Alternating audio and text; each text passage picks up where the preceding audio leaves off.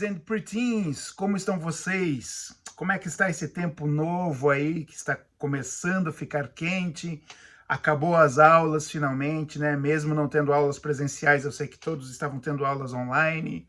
Como é que está? O que vocês estão assistindo? O que vocês estão vendo? O que vocês estão lendo? O que vocês estão jogando? O que vocês estão fazendo? Muito bem.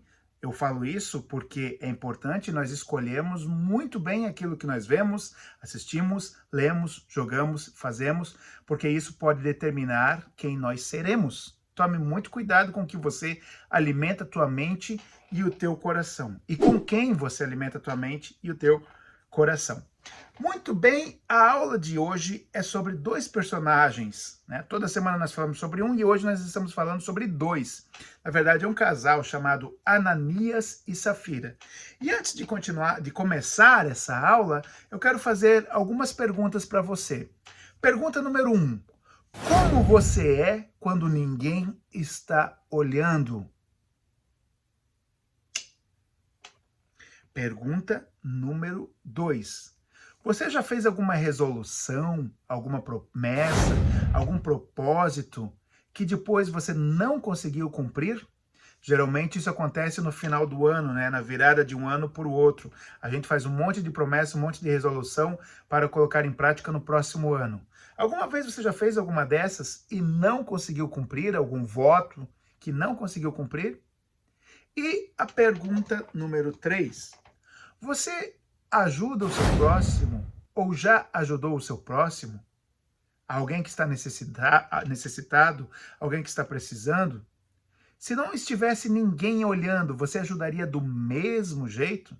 Porque hoje, principalmente em épocas difíceis como a nossa, em que alguns irmãos estão passando por problemas mais difíceis, por dificuldades financeiras, muita gente aproveita para fazer caridade. Alguns fazem de coração e escondidos, como muitos da nossa igreja que eu presenciei fizeram. Eu presenciei por um acaso, por um acidente que eu vi essas pessoas fazendo.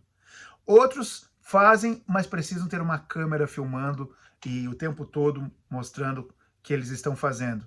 Claro, não estou criticando ninguém, mas eu estou perguntando a você. Se não tivesse nenhuma câmera, nada olhando você fazer, você faria também?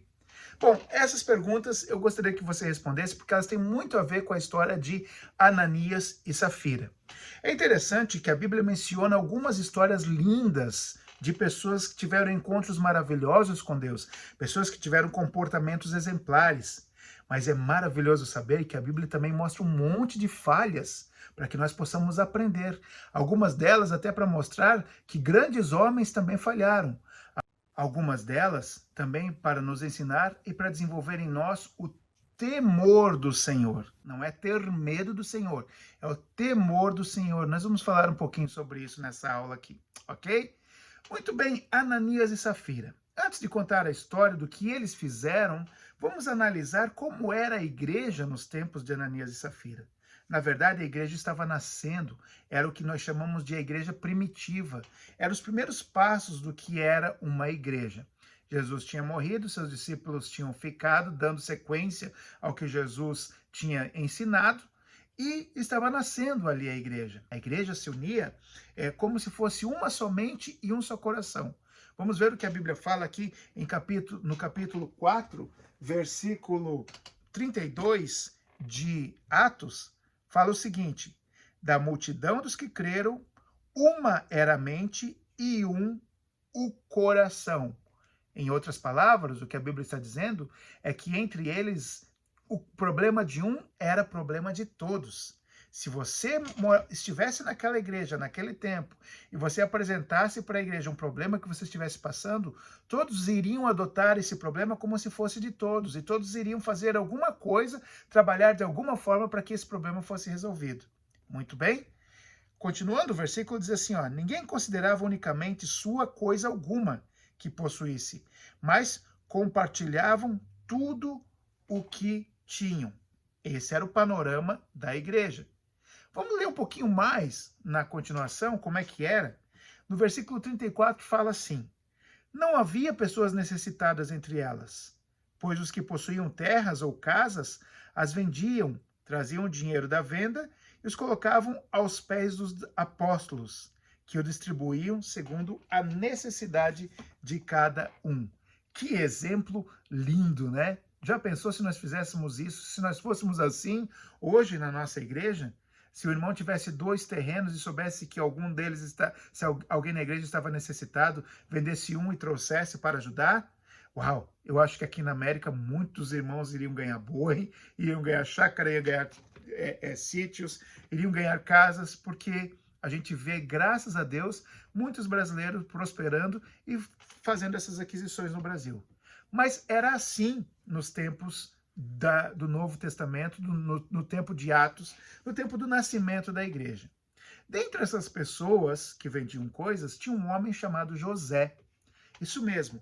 E a Bíblia diz que esse José, ele vendeu um campo e trouxe o dinheiro para os apóstolos. Os apóstolos trocaram o nome de José para Barnabé.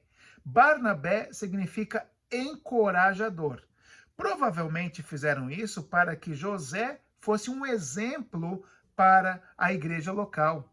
Provavelmente a igreja soube desse ato de José, esse ato lindo, esse ato nobre. Apesar de José ter vendido a sua propriedade para dar aos pobres, às pessoas que necessitavam, aliás, eles venderam a propriedade, trouxeram o dinheiro aos discípulos para que os discípulos administrassem conforme a necessidade. José fez isso.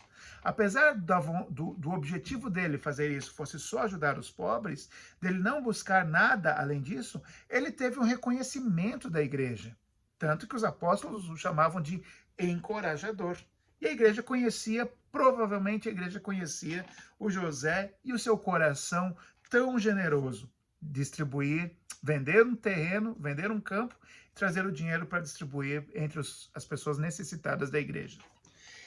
Dentre as pessoas que viram isso acontecer, tinha esse casal que nós estamos falando, do qual nós estamos falando hoje, Ananias e Safira.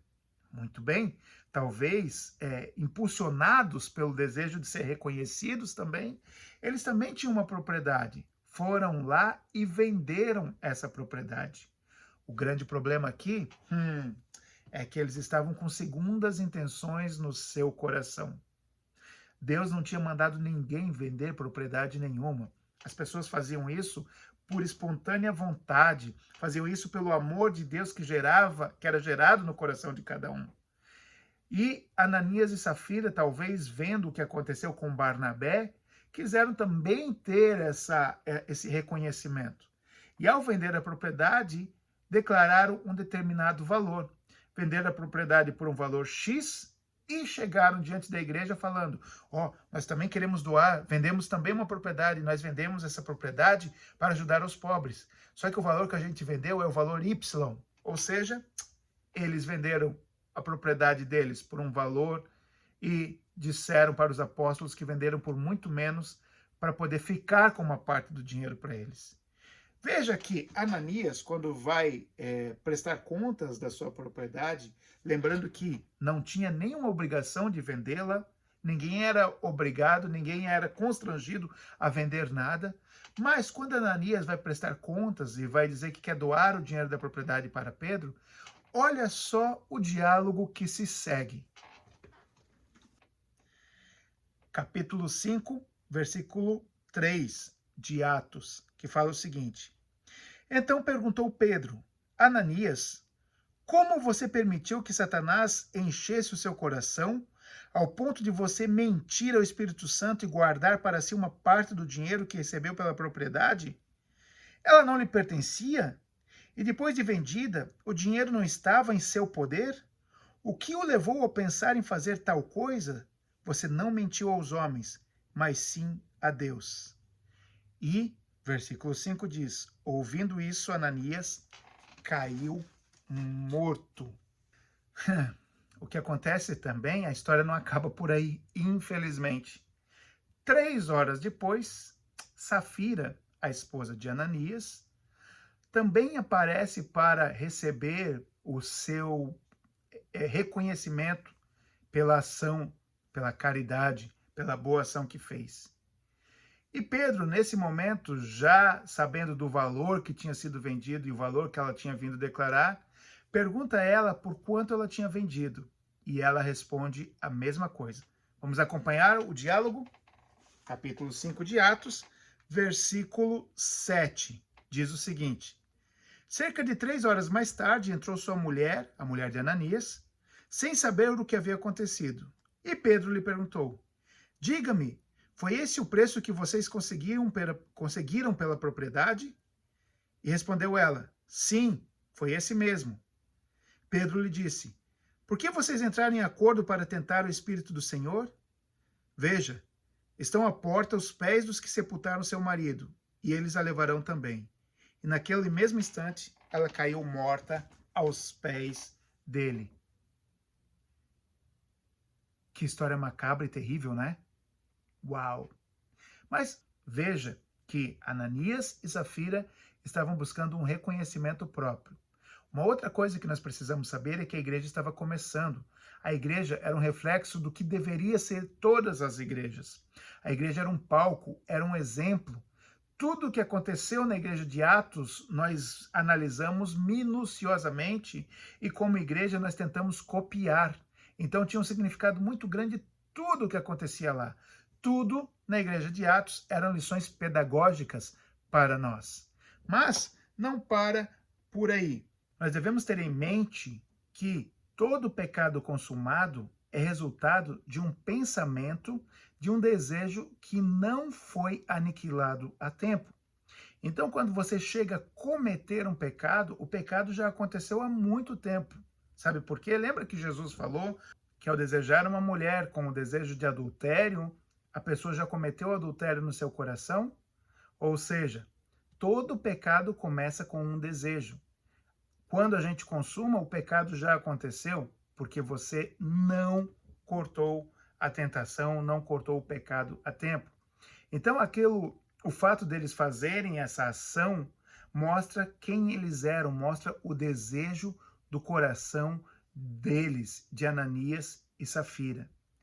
A Bíblia diz que eles não pecaram contra os homens, eles pecaram contra o Espírito Santo. E veja, a igreja da época não reclamou por eles terem morrido ali. Pelo contrário, olha o que a Bíblia diz no versículo 11.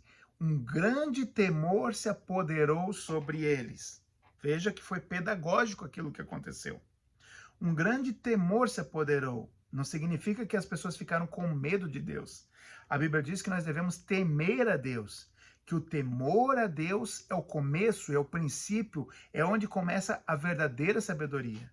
Outro dia o Daniel estava me perguntando, Daniel, meu filho, estava me perguntando: papai, temer a Deus, a Bíblia manda a gente temer a Deus, mas Deus não é um scared guy, não é um homem que a gente precisa ter medo, uma pessoa que dá medo. Por que a gente tem que ter medo de Deus? Veja que quando eu falo temer aqui, eu não estou falando de ter medo. Que a igreja temeu, eu não estou falando que a igreja teve medo. Quando eu falo de temer aqui, é dar o devido respeito. Isso é temer a Deus. Quer ver uma diferença entre temer e ter medo? Vamos supor que uma criança tem medo do seu pai. O medo faz com que ela, ao estar longe do pai, o desobedeça. Porque o pai não está vendo e ele não vai saber que ela fez aquilo. Ela não faz aquilo na frente do pai porque ela tem medo. Agora, uma criança que teme ao pai, tanto perto quanto longe, ela não vai desobedecer ao pai, porque ela reconhece que o pai tem autoridade sobre ela e que se o pai falou que não era para fazer aquilo, por respeito, ela não vai fazer aquilo. Veja a diferença entre temer e ter medo. Então, nós devemos temer ao Senhor. Mesmo porque nós não precisamos ter medo. Nosso Deus é um Deus rico em misericórdia, rico em graça, é um Deus que tem muito para nos dar. Tanto que nos deu seu próprio Filho Jesus Cristo para morrer por nós. Ok? Vamos ver as lições que nós tiramos dessa história terrível de Ananias e Safira? Número 1. Não seja precipitado em fazer juramentos e promessas. Vamos ver o que a Bíblia fala sobre isso? Olha só. Não seja precipitado de lábios, nem apressado de coração para fazer promessas diante de Deus.